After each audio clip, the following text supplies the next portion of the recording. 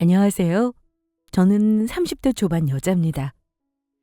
남편과 저는 동갑이고 같은 대학에서 캠퍼스 커플이었어요. 20대 초반에 남편과 과팅으로 만나서 8년 연애하고 결혼까지 하게 되었죠. 물론 남편이랑은 오래 만난 것도 있지만 남편도 저도 서로가 첫 연애여서 더 이 사람이랑 결혼하고 싶었던 것도 있었던 것 같아요. 같은 대학에서 계속 연애하면서 한눈을 판 적은 없었던 것 같았고요. 저는 원래부터 빨리 결혼해서 제 가정을 꾸리는 게 꿈이었거든요. 저희 친정 부모님도 대학교 캠퍼스 커플로 만나서 7년 연애하고 저를 가지게 돼서 바로 결혼을 하셨는데 정말 지금도 인꼬부부라는 소리를 들을 정도로 사이가 좋으십니다. 그래서 그런 연애를 했으니 저도 저희 친정 부모님처럼 결혼해서 남편과 행복하게 천년만년 행복하게 살고 싶었죠.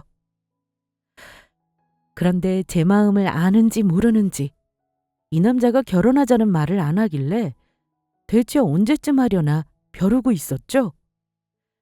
그래도 딱 만으로 사귄 지 8년이 되니까 남편이 드디어 정신을 차렸는지 평생 영혼의 단짝인 저랑 결혼을 해야겠다고 하면서 프로포즈를 하더라고요. 제가 너무나 듣고 싶었던 말이어서 바로 프로포즈 받아주고 결혼을 결심했습니다. 저희 남편은 시골 출신이고 집안이 부유하지는 않았지만 공부를 열심히 해서 혼자 서울로 와서 아르바이트 하면서 자기 돈으로 졸업 다 하고 현재는 대기업 취직해서 잘 다니고 있어요. 남편 집안에는 밑으로 남동생이 하나 더 있습니다. 남편의 남동생은 남편처럼 공부를 열심히 한 건 아니지만 잘생긴 편이었고 여자들한테 인기가 많다고 들었어요. 저희 집도 남편 집안이랑 형편이 비슷한 편입니다. 저도 시골 출신이고요.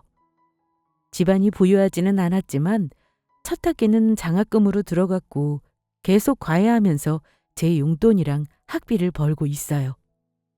남편과 제가 잘 맞는 건 이런 집안 사정이 같은 점도 있었죠. 남편은 졸업 후 원하던 대기업에 취직했고 저는 스타트업에 들어가서 경력 쌓고 나중에 제 사업을 하려고 했습니다. 저는 어릴 때부터 음식 먹는 걸 좋아했고 요리하는 것도 좋아해서 나중에 꼭 저만의 가게를 차려서 프랜차이즈 사업을 하고 싶었어요. 남편이랑은 워낙 오래 8년이나 만나왔고 부모님들끼리도 아름아름 아는 상황이어서 그런지 상견례부터 결혼식장까지 들어가기까지 엄청 순탄했던 것 같아요.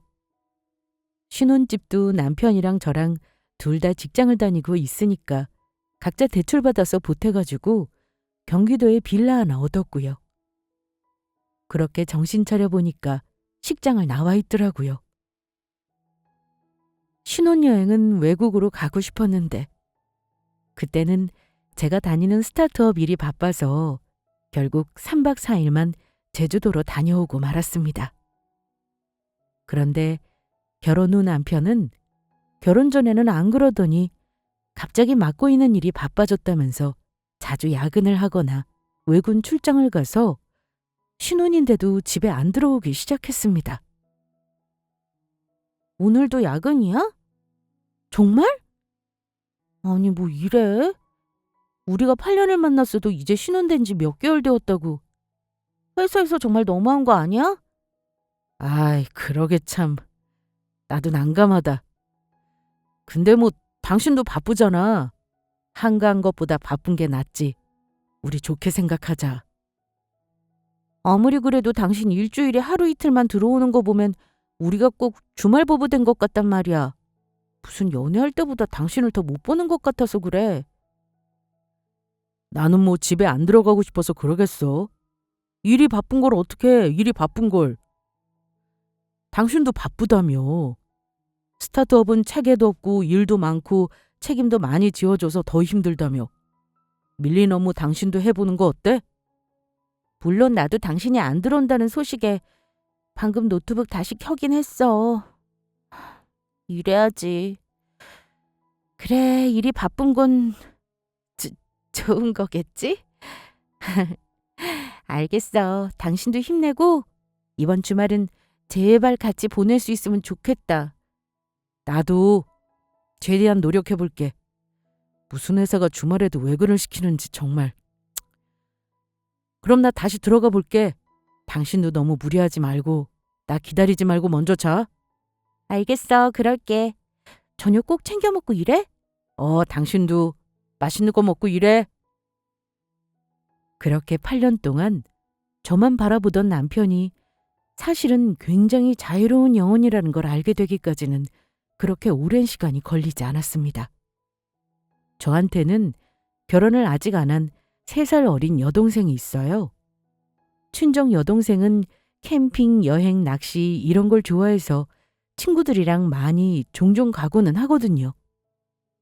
친정 여동생이랑은 워낙 어릴 때부터 친해가지고 남들은 많이들 싸운다고 하던데 저희 자매는 거의 안 싸웠던 것 같습니다. 그래서 서로 할 얘기 못할 얘기가 없었고 솔직한 사이였죠. 그런데 결혼 후 갑자기 바빠졌다면서 남편이 그동안 갔다는 외근 출장이 알고 보니까 휴가를 쓰고 멀리 낚시를 다녀온다든가 혼자 여행을 다녀온다든가 하는 거였습니다.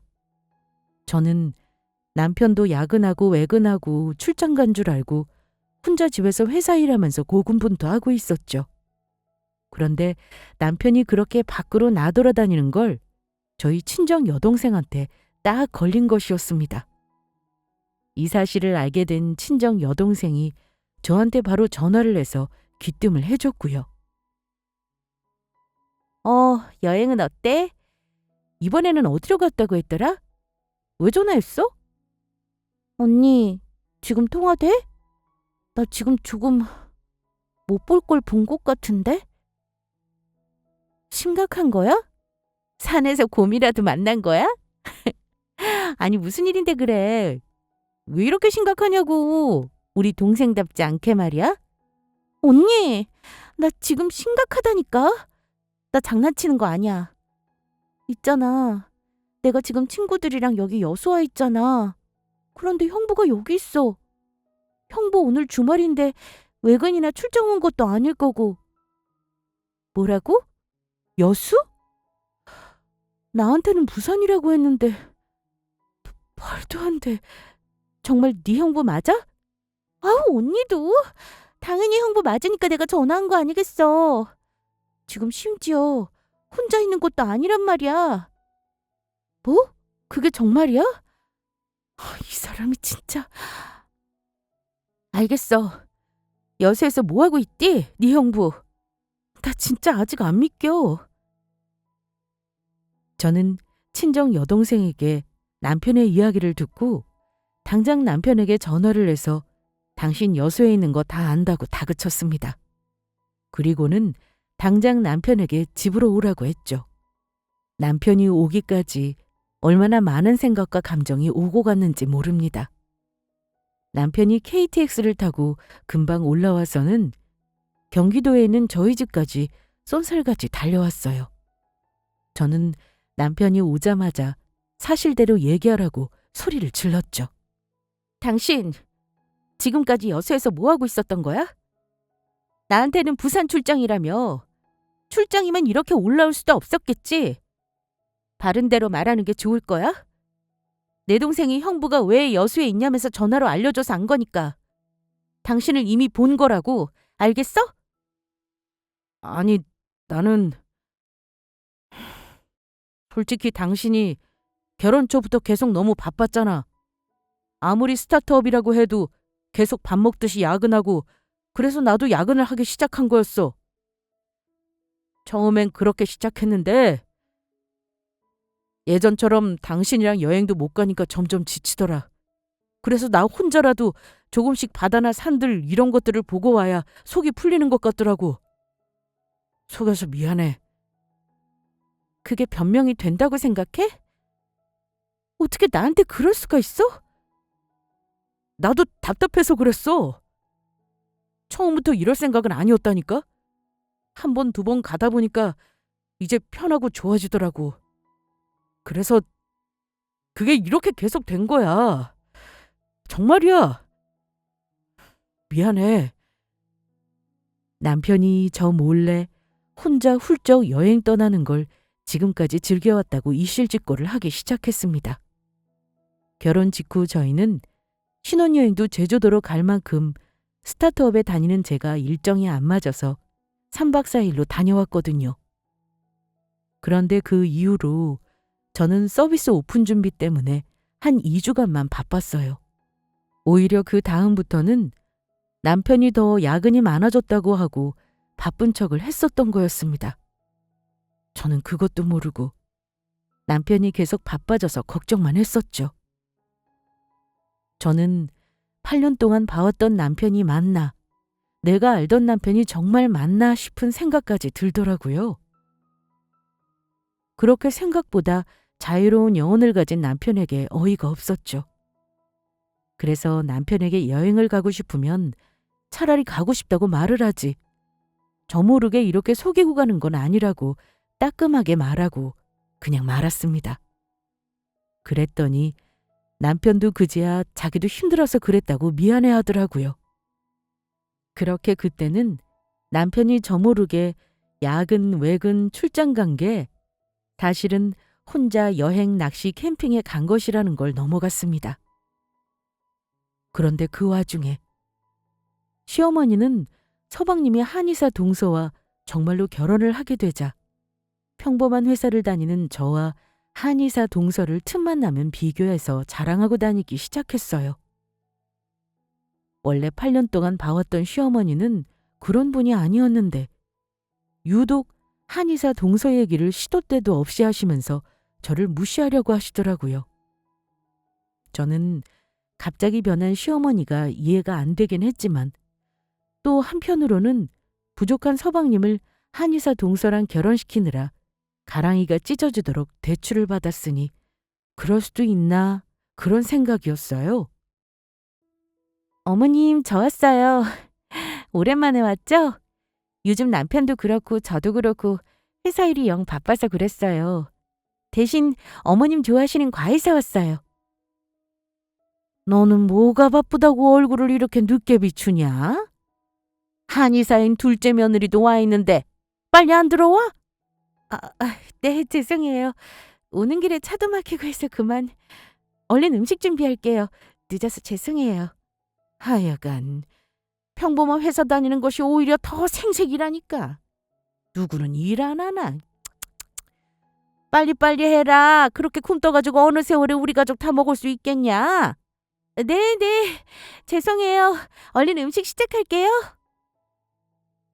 대놓고 온 가족들 앞에서 저를 핀잔을 주시지를 않나. 동서가 옆에 있어도 음식하는 건 제 몫이었죠. 하긴 서방님이 한의사 동서랑 결혼한 것 자체가 기적이어서 시어머니가 한의사인 동서한테 잘할 수밖에 없는 건 알고 있습니다. 그래서 저는 그런 비교질에 신경 쓰고 살면 저만 피곤하고 스트레스 받으니까 시어머니가 그러실 때마다 그냥 동서가 없을 때라고 생각하고 나름대로 무시해왔어요. 하지만 시어머니가 갈수록 해도 점점 너무하게 변하시니까 나중에는 도저히 못 견디겠더라고요. 사실 서방님은 레스토랑 아르바이트생인데 한의사인 동서가 식당에 와서 단체 회식을 하는 걸 보고 직업을 알았던 것이었습니다. 그래서 한의사인 동서가 레스토랑에 2번 방문하자 자신을 식당 매니저라고 하면서 동서한테 작업을 걸었던 것이었죠. 그런데 한의사 동서가 얼굴 잘생긴 거에 약했는지 그 작업이 성공했더라고요. 그래서 둘이 연애하고 바로 결혼까지 하려니까 당연히 한의사 동서네 집안에서 반대를 했습니다. 그래서 한의사 동서가 개원할 곳을 서방님과 결혼하는 조건으로 시어머니가 무리하게 대출까지 받아서 구해줬던 것이죠. 그렇게 개원까지 시켜주고서도 시어머니는 동서에게 쩔쩔매는 수준이었습니다.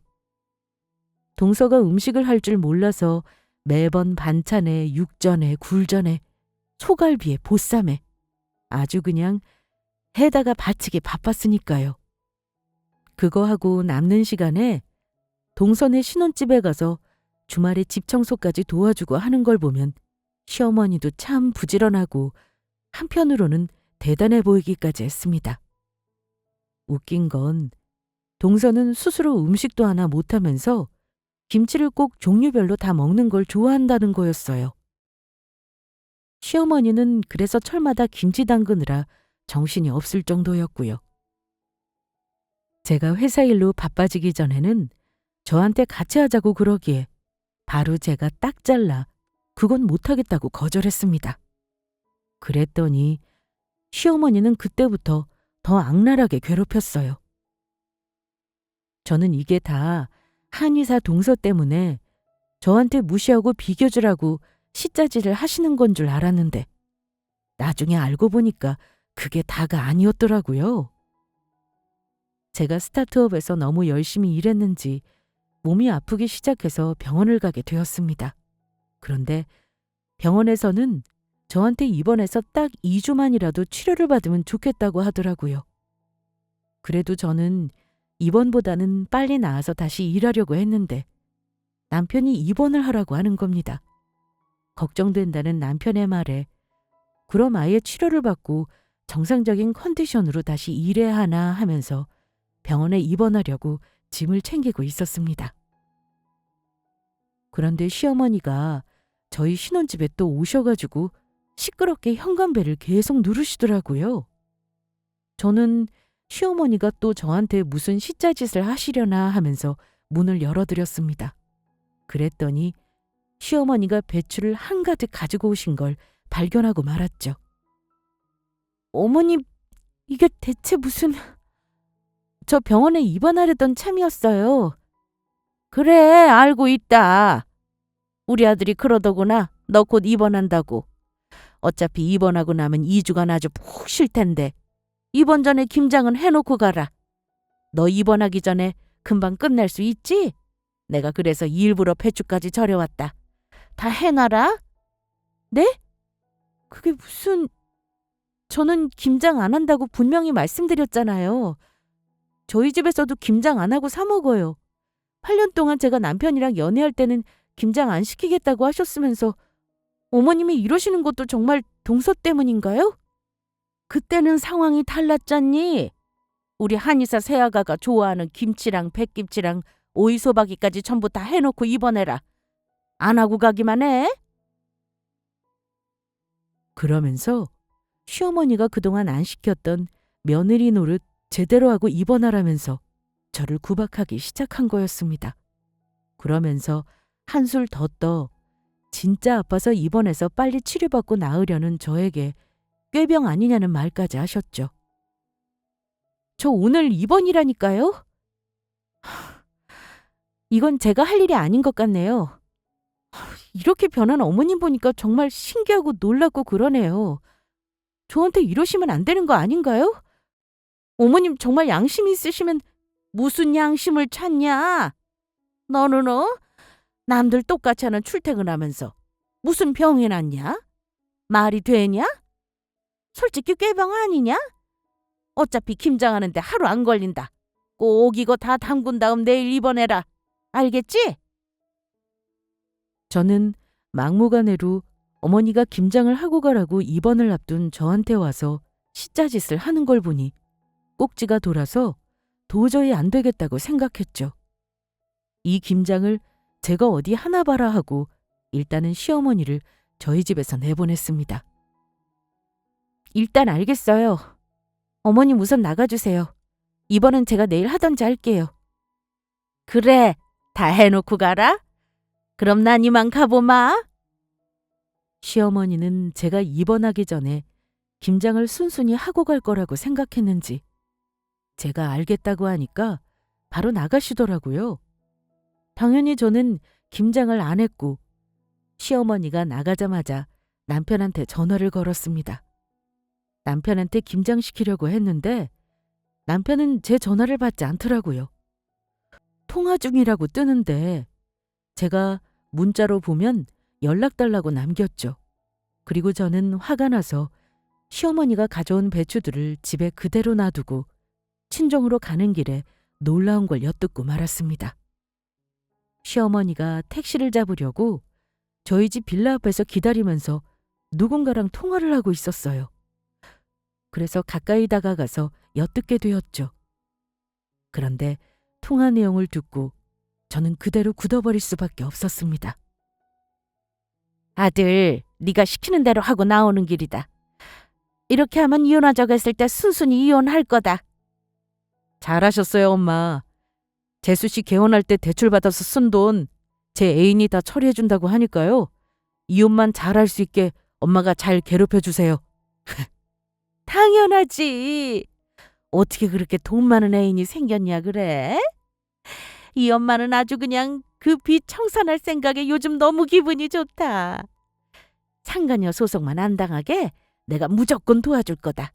내가 아주 그냥 계속 김장하라고 괴롭히고 한의사 세아가랑 비교질하고 그런 게 벌써 몇 달인데 지도 사람이니까 이만하면 이혼하자고 하겠지. 그러니까요.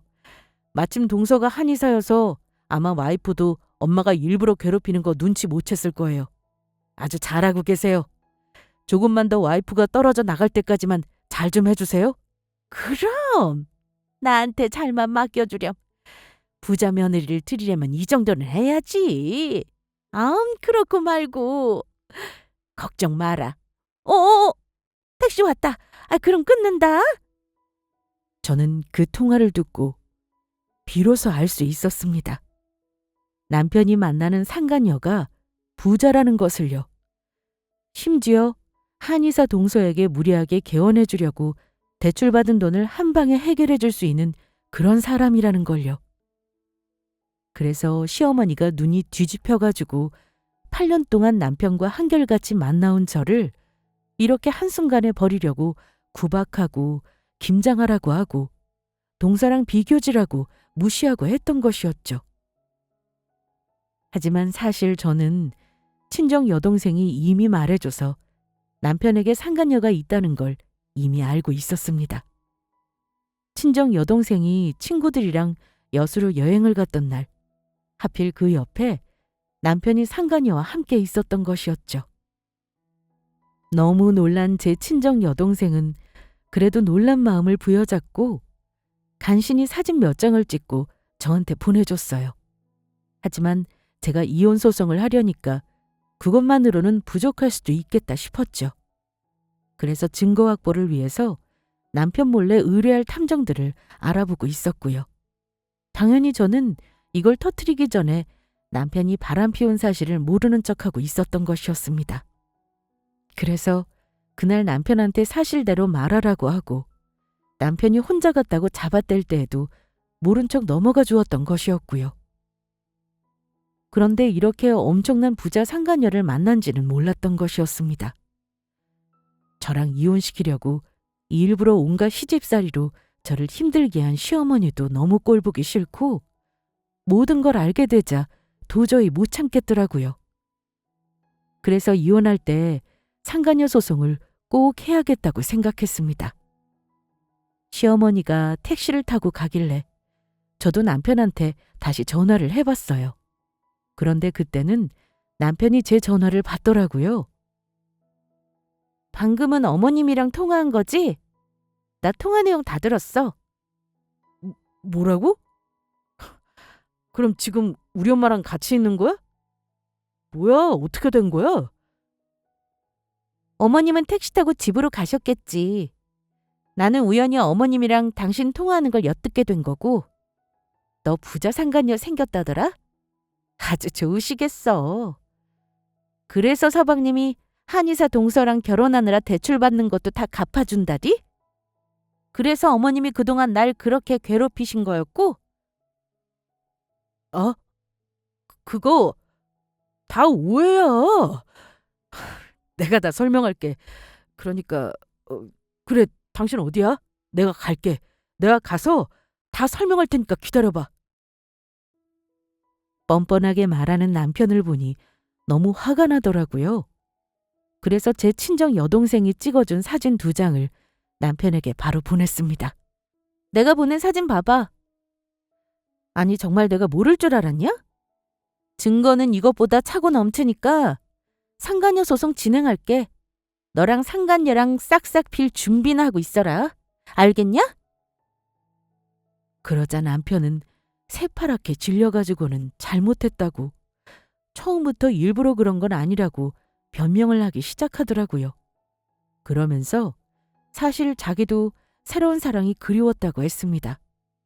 저랑 8년을 만나고 의무감에 결혼을 하자고는 했는데 막상 결혼하고 나니까 더 답답해서 자꾸 밖으로 나돌았다는 겁니다.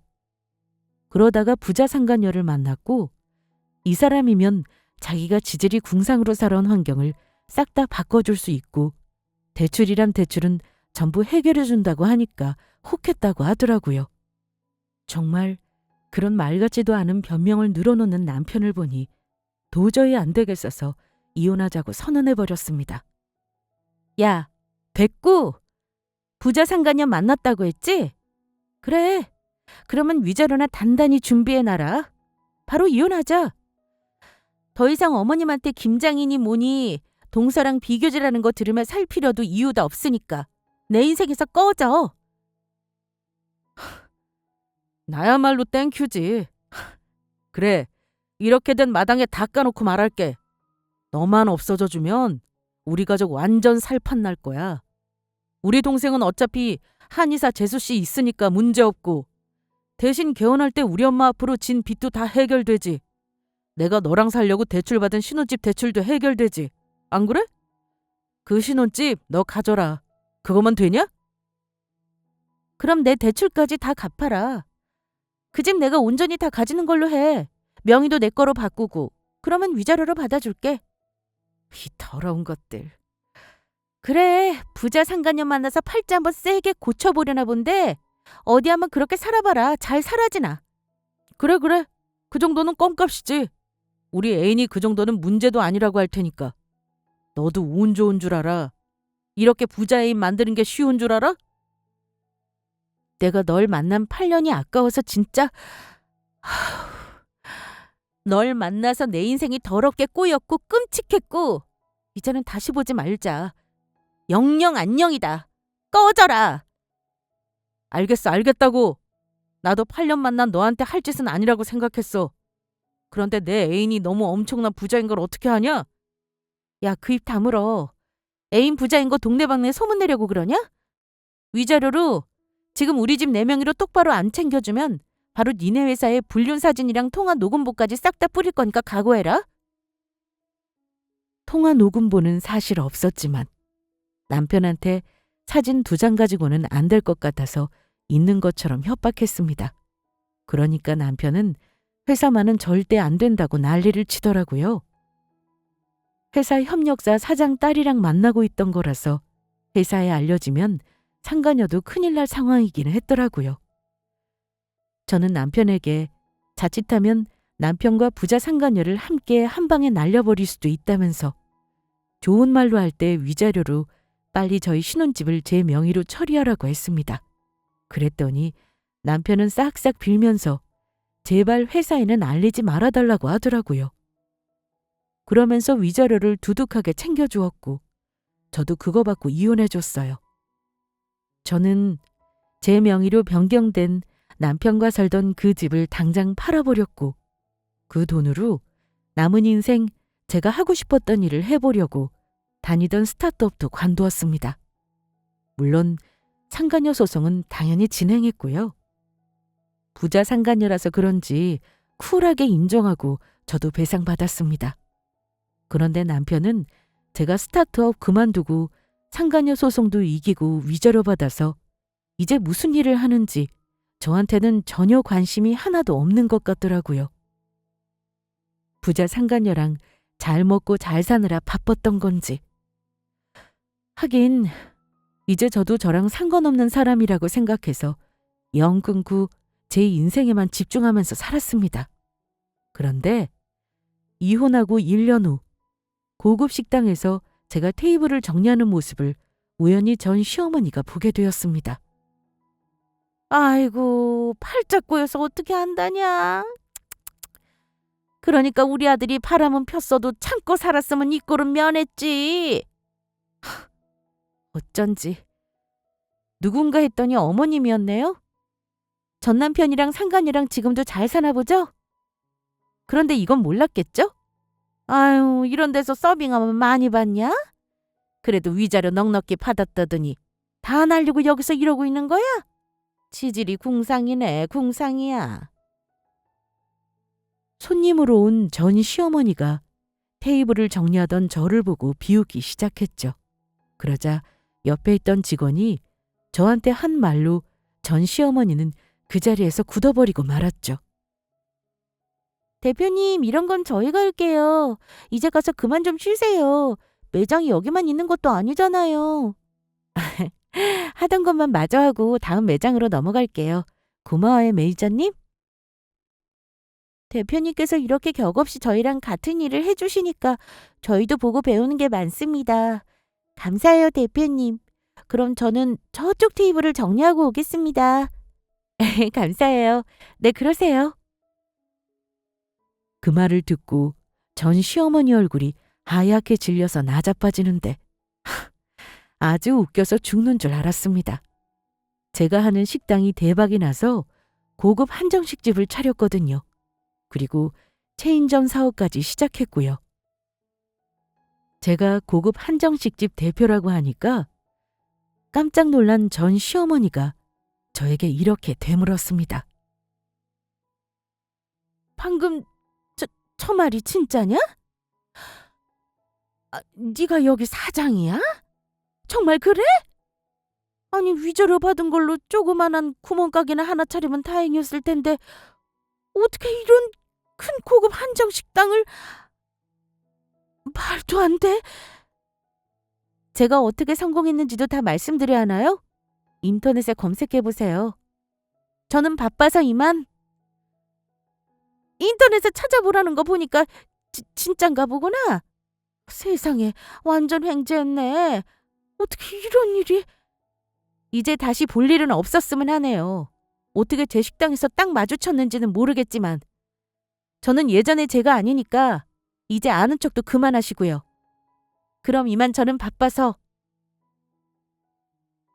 저는 전 남편과 이혼한 후 다니던 스타트업을 퇴사하고 저만의 가게를 차리는 큰 도전을 하게 되었습니다. 전 남편한테 이혼한 대가로 받은 신혼집 팔아서 받은 돈이랑 상가녀 소송에서 이겨서 배상받은 걸로 작은 가게를 하나 얻었어요.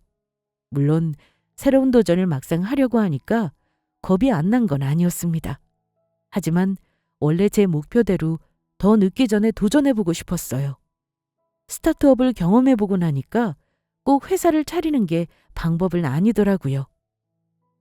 그래서 작게 테스트로 차려보고 잘 되면 점차 키워가는 걸로 계획을 수정하게 되었죠. 그렇게 전 남편과 이혼한 돈으로 조그맣게 한식집을 차렸습니다.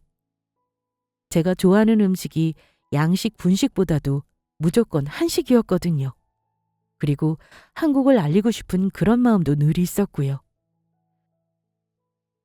우리나라 음식은 정말 세계적이고 어떤 나라 음식들과 비교해도 손색이 없을 정도로 맛있다는 자부심이 있었거든요.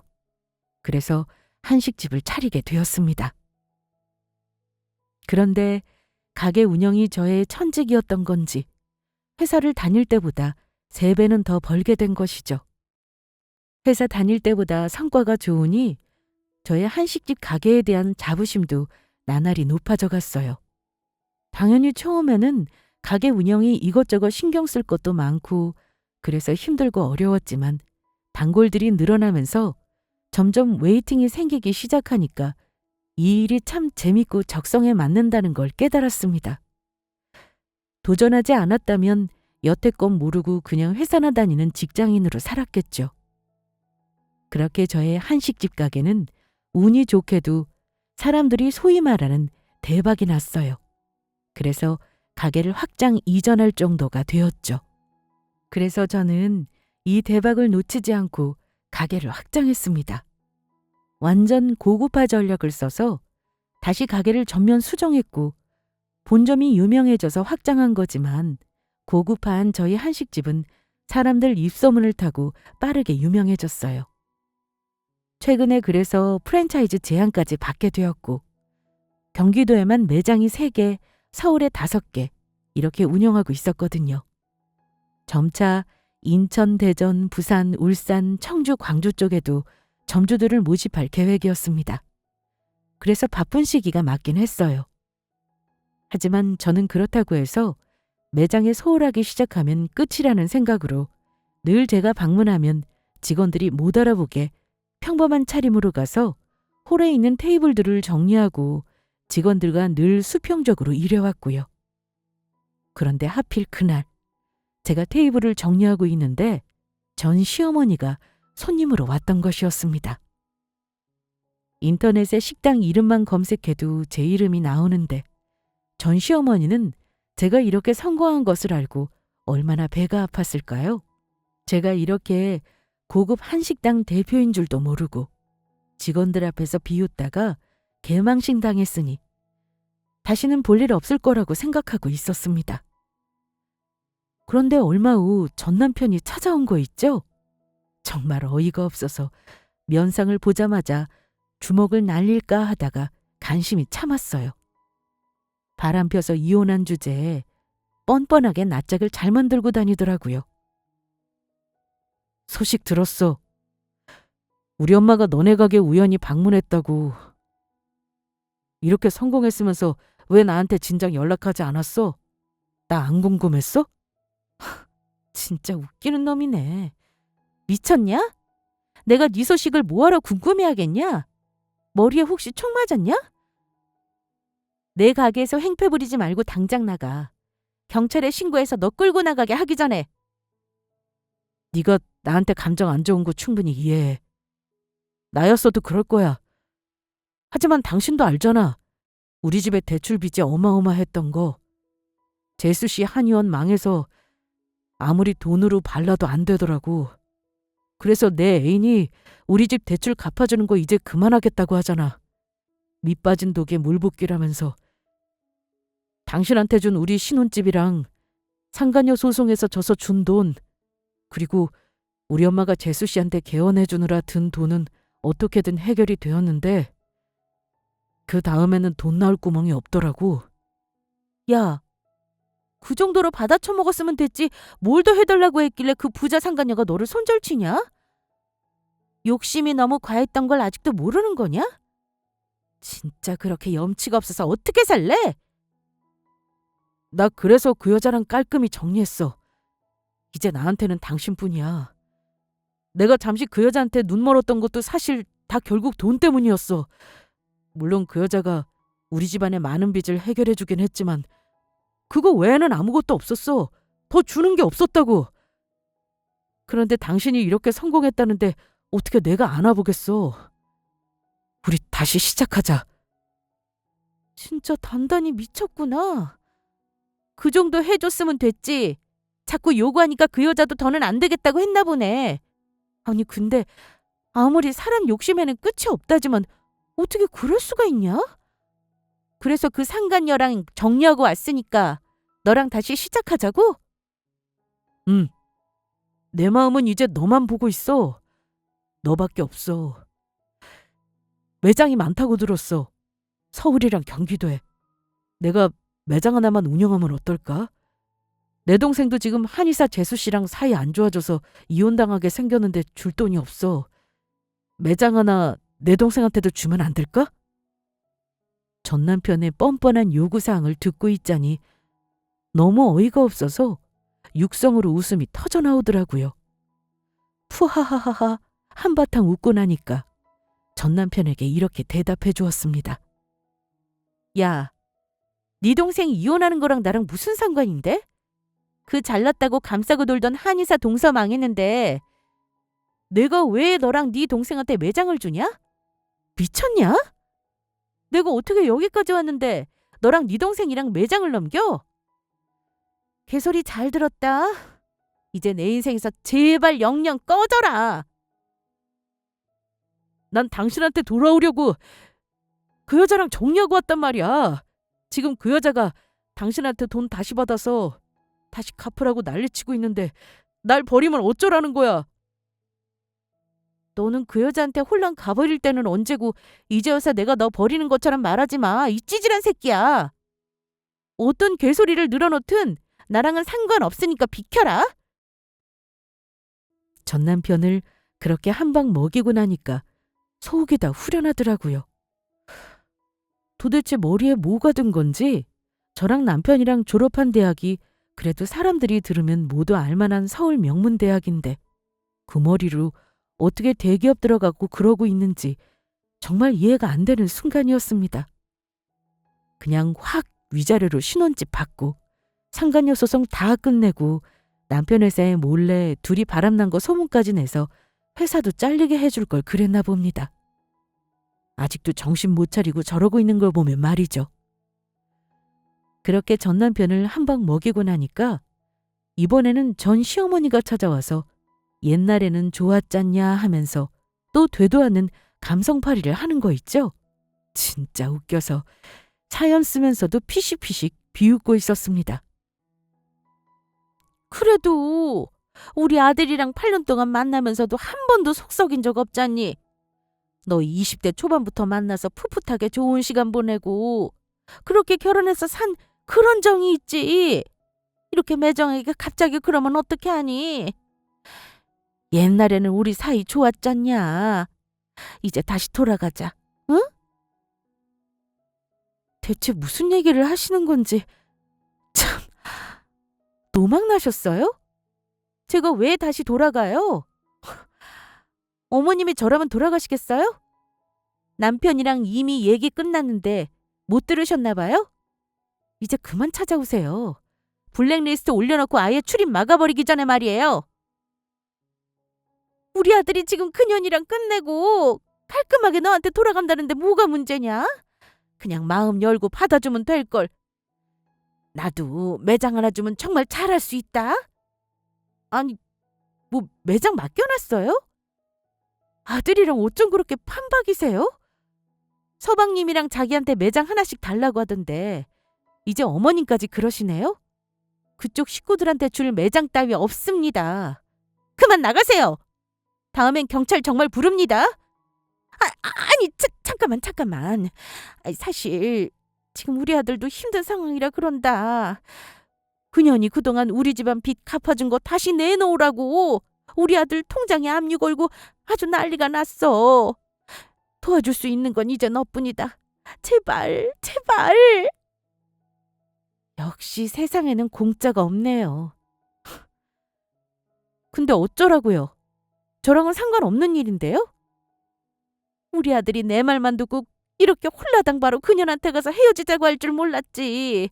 그랬더니 바로 이렇게 그동안 갚아준 빚을 한꺼번에 갚으라면서 변호사 통해서 청구하는데 이렇게 될 줄 알았으면 내가 우리 아들한테 이야기하는 게 아닌데.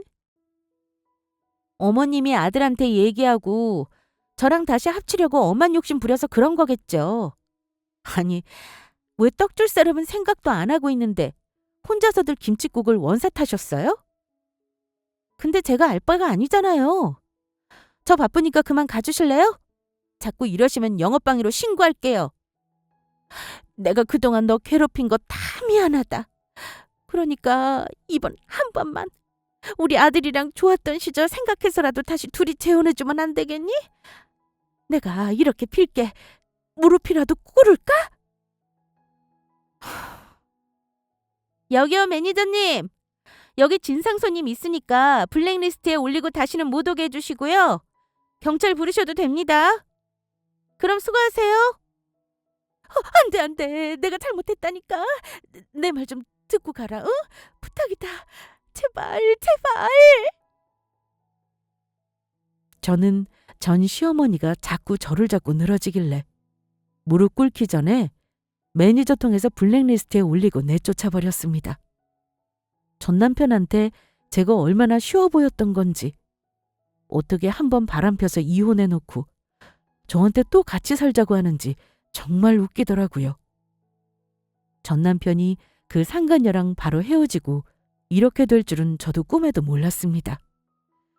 둘이 헤어지든 말든 빚을 갚네 마네 청구하네 마네 하는 것도 저랑은 상관이 없고요. 저는 어차피 남편이랑 이혼하면서 위자료로 받은 신혼집이랑 부자 상간녀한테 상간녀 소송으로 이겨서 받은 배상금은 이미 다 썼으니까요. 저희 고급 한정식집 여기까지 올 수 있었던 사업 자금으로 말이죠.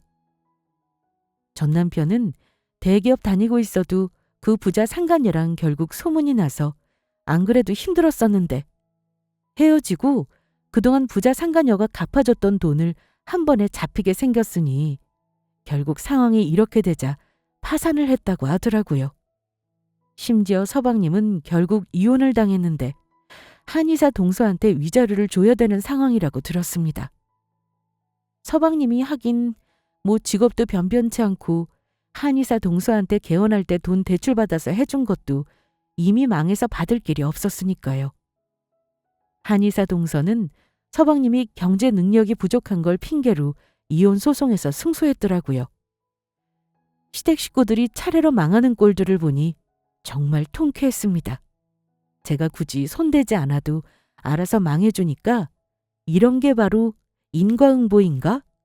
자기 업보 자기가 쌓은 만큼 받는구나 싶었죠. 이제 저는 전 남편, 전 시어머니, 전 서방님 신경 끄고 전국에 저의 이름을 건 프랜차이즈를 더 늘리려고 또 당분간 바빠지겠죠. 그때 만약 전 남편이 바람이 나서 부자 상간녀를 만나 전 시어머니가 저를 괴롭히지 않았다면, 그랬다면 제가 이러고 있을까요? 정말 인생은 알다가도 모르겠습니다.